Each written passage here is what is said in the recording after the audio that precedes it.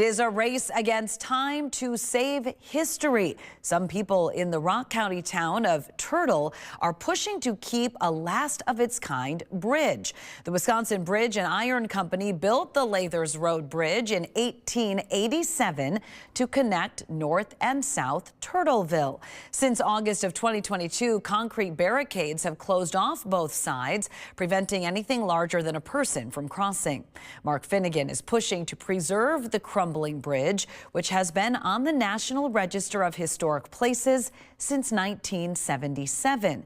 The cost of repairs is estimated to be around $250,000.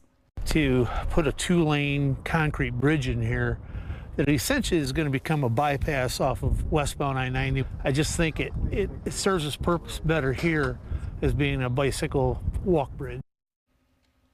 Rock County and the Wisconsin Department of Transportation offered the bridge to anyone for free if they can relocate it.